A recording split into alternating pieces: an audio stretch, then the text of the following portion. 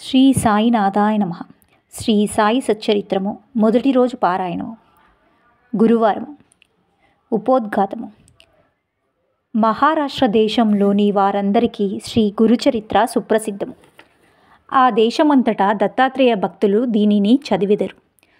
కొందరు దీనిని నిత్యపారాయణము చేసెదరు. దీనిని రచించిన వారు సరస్వతి గంగాధరుడు. ఇందులో శ్రీపాద శ్రీ వల్లభస్వామి యొక్కయు శ్రీ నరసింహ సరస్వతి స్వామి యొక్కయు లీలలను విచిత్ర చర్యలను వర్ణింపబడి ఉన్నవి. వీరిద్దరూ దత్తాత్రేయుని ముఖ్య అవతారములు. ప్రముఖ మరాఠీ గ్రంథకర్తయగు శ్రీ ఎల్.ఆర్. పాంగార్కర్ అభిప్రాయము ప్రకారం మీ రెండవతారములు 14-15వ శతాబ్దములలో వెలిసెను. దత్తాత్రేయుని తదుపరి అవతారములు కూడా గలవు.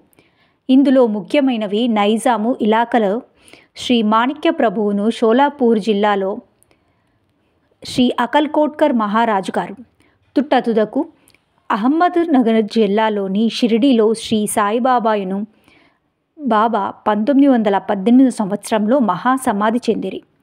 శ్రీ అకల్కోట్కర్ మహారాజు అవతార పరంపరయే శ్రీ సాయిబాబా అని కొందరి భక్తుల నమ్మకం.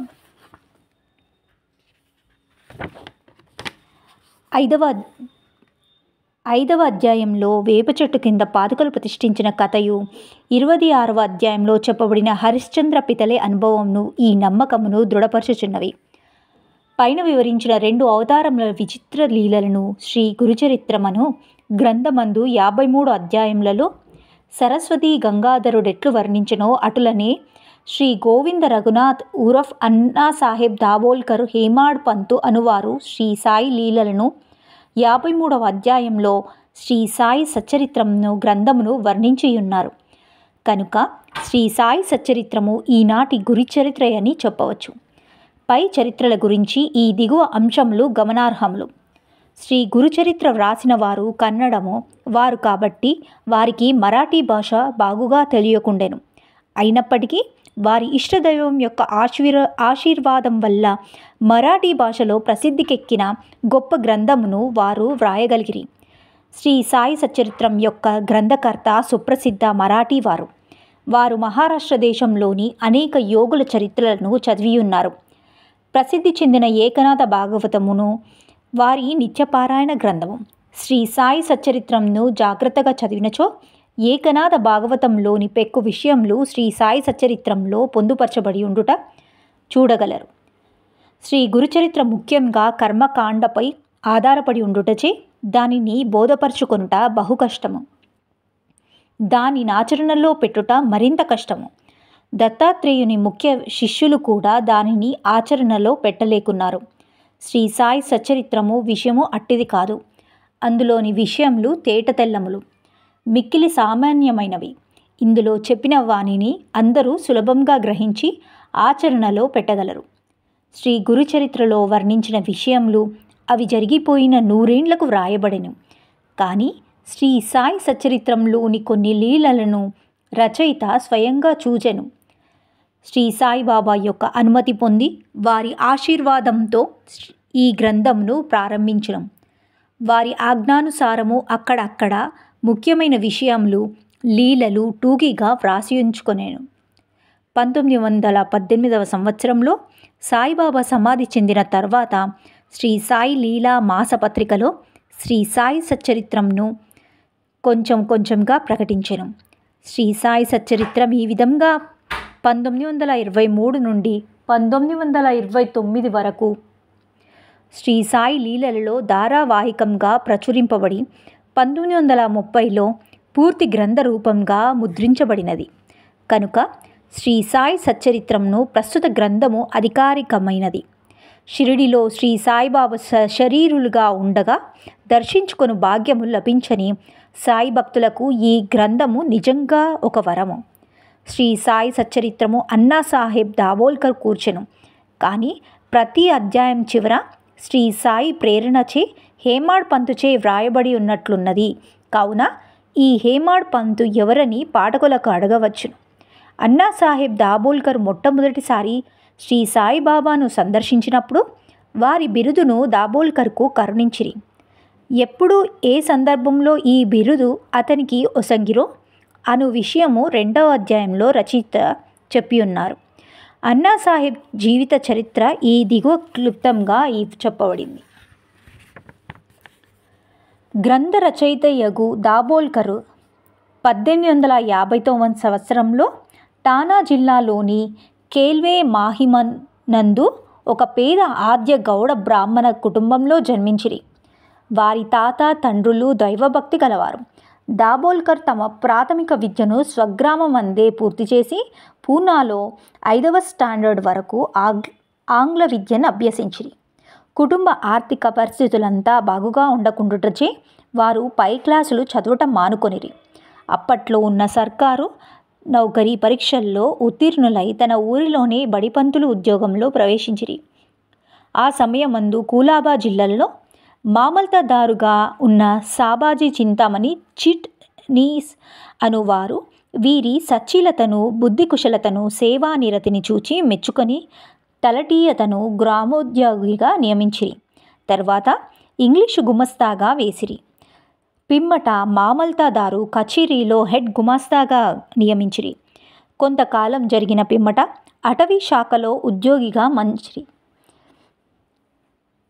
కొన్నాళ్లకు కరువు సంబంధపు పనులందరూ ప్రత్యేకోద్యోగిగా గుజరాత్లోని బ్రోచ్లో నియమితులైరి. ఆయా ఉద్యోగములలో తన బాధ్యతలను అత్యంత సమర్థవంతంగా నెరవేర్చడం వలన 1901వ సంవత్సరంలో టానా జిల్లాలోని షాహపూర్ మామల్తదారుగా నియమింపబడిరి.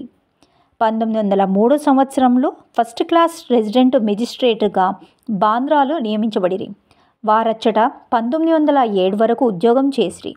తర్వాత ఆయన మూర్బాడు, ఆనంద్, బోర్సాదులలో పనిచేసి 1910వ సంవత్సరంలో తిరిగి బాంద్రాలో రెసిడెంట్ మెజిస్ట్రేట్గా నియమితులైరి.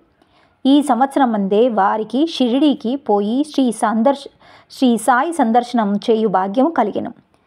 1916వ సంవత్సరంలో వారు ఉద్యోగం విరమణ చేసిన పిమ్మట కొన్ని నెలల తర్వాత వరకు తాత్కాలికంగా ఉద్యోగ పనిచేసిరి. అదియును విరమించిన తర్వాత సాయిబాబా మహాసమాధి చెందు వరకు శ్రీ సాయి సేవలోని పూర్తిగా నిమగ్నులైరి.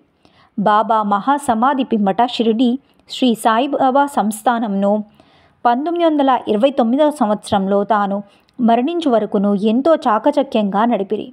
వారికి భార్య, ఒక కుమారుడు, 5 కుమార్తెలుండిరి. బిడ్డలకు తగిన సంబంధములు దొరికినవి.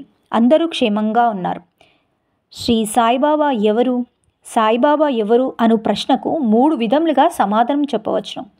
దీర్ఘాలోచన చేయకయే విషయములు గూర్చి కానీ మనుష్యులను గూర్చి కానీ అభిప్రాయం చెప్పు అభ్యాసం గలవారు సాయిబాబానొక పిచ్చి ఫకీర్ అనియు, వారు షిరిడీలోని శిథిలమైన పాడుపడిన మసీదులలో అనేక సంవత్సరములు నివసించురనియు, ఇష్టం వచ్చినట్లు మాట్లాడుచు తమను సందర్శింప వచ్చిన వారిని దక్షిణ రూపంగా ధనము వసూలు చేయుచుండిరనియు చెప్పుదురు.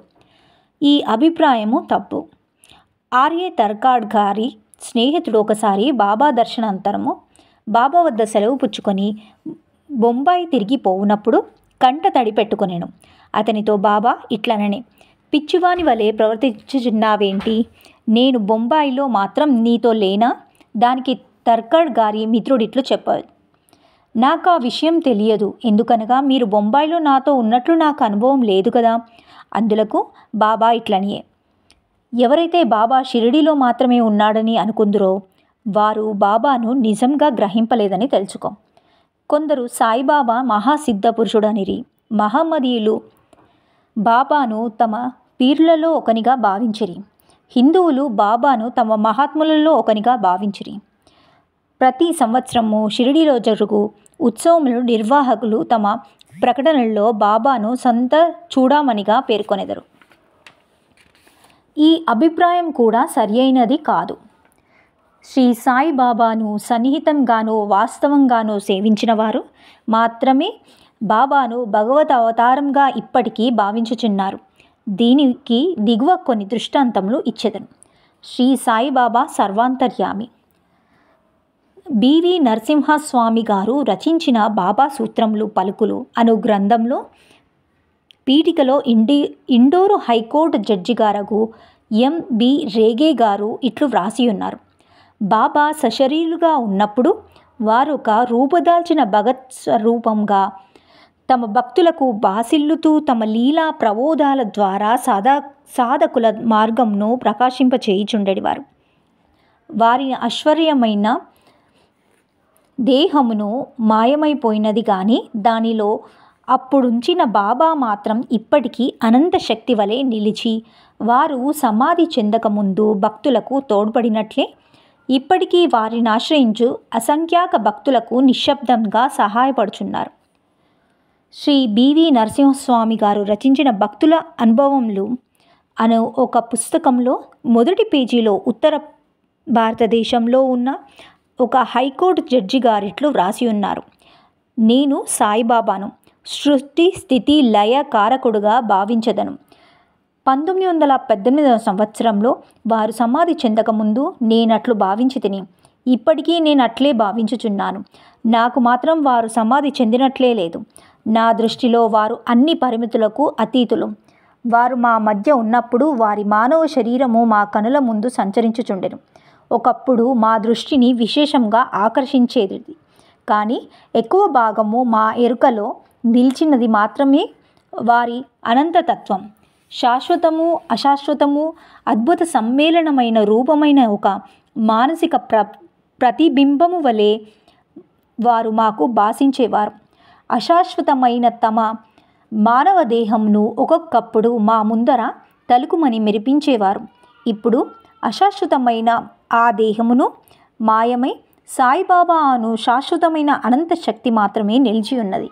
బివి నరసింహస్వామి గారిచే రచింపబడిన భక్తుల అనుభవములు అను గ్రంథంలో 19 నుంచి 20 పుటలలో ఆచార్య జీజీ నార్కే పూనా ఇంజనీరింగ్ కాలేజీలో ఇట్లు చెప్పి ఉన్నారు.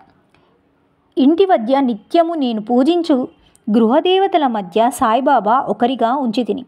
సాయిబాబా భగవంతుడు, ఆయన సమాన సత్పురుషుడు కాడు. మా మామగారగు శ్రీమాన్ బూటి, నా భార్య, నా తల్లి గొప్ప సాయి భక్తులు. వారు సాయిబాబాను భగవంతుని వలె పూజించువారు. నేను కొత్తగా షిరిడీకి పోయినప్పుడు ఒకనాడు ఆరతి సమయంలోనే సాయిబాబా మిక్కిలి కోపోద్రిక్తుడై ఉండెను. అకారణంగా వారు కోపించుచు శపించుచు భయపెట్టించుచుండిరి. ఆయన పిచ్చివాడ ఏమను సంశయమును నా మనసులో మెదలను. మామూలుగానే ఆర్తి పూర్తి అయ్యాను. ఆనాటి సాయంకాలము నేను బాబా పాదములను ఒత్తుచుంటిని. అప్పుడు బాబా ప్రేమగా నా తలను నిమురుచు, నేను పిచ్చివాడను కాను అనెను. ఇంత ఆశ్చర్యము! నా హృదయగత భావమును గ్రహించుచున్నారు. వారికి తెలియకుండాను మనము ఏ రహస్యములను దాచజాలము. వారు అంతర్యామి, నా ఆత్మ యొక్క అంతర్యామి. వారి గూర్చి నాకు అనేక నిదర్శనము కలిగెను. వారు నాతో మాట్లాడినప్పుడు నా హృదయంలో కూర్చుండి మాట్లాడు వాని వలె మాట్లాడువారు. నా హృదయంలో గల ఆలోచనలు కోరికలు గ్రహించుచుండెను. వారు నాలో ఉన్న భగవంతుడు, వారే భగవంతుడని నిశ్చయించుటలో నాకెట్టి సంకోచము లేకుండెను. ఒక్కొక్కప్పుడు వారిని నేను పరీక్షించుచుంటిని.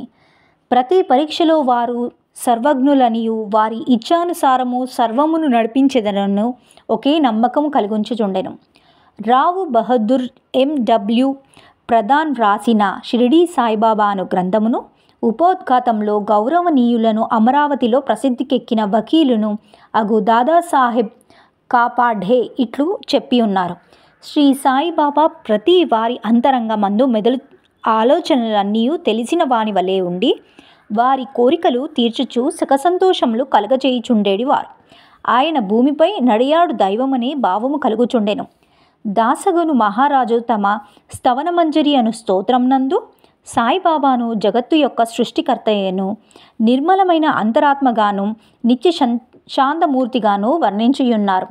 హేమాడ్ పంతు శ్రీ సాయి సచ్చరిత్రము యొక్క మొదటి అధ్యాయంలో సాయిబాబాను గోధుమలు విసిరించి ఉండిన ఒక వింత యోగిగా వర్ణించిన. కానీ రాను రాను బాబాతో సంబంధం పెరిగిన కొలది బాబాను భగవంతుని వలె సాక్షాత్ పరబ్రహ్మ స్వరూపుడనియో చెప్పి ఉన్నారు. షిరిడి భక్తులందరూ, ముఖ్యంగా మాధవరావు దేశపాండే ఉరఫ్ శ్యామ అనువారు బాబాకు మిక్కిలి భక్తులు. వచ్చిన భక్తులందరిలో కలిసిమెలిసి తిరుగుతాడు. ఆయన ఎల్లప్పుడూ బాబా దేవాయ్ అని సంబోధించేవాడు. ఈ భక్తులందరి అభిప్రాయము అవతరించి వారు చెప్పిన దానిలో యథార్థమును గ్రహించి శ్రీ సాయి అవతార పురుషుడని భావించదము కాక, ఉపనిషత్ దృష్టులైన మన పూర్వ ఋషులు భగవంతుడు సర్వాంతర్యామి అను సత్యమును దర్శించిరి.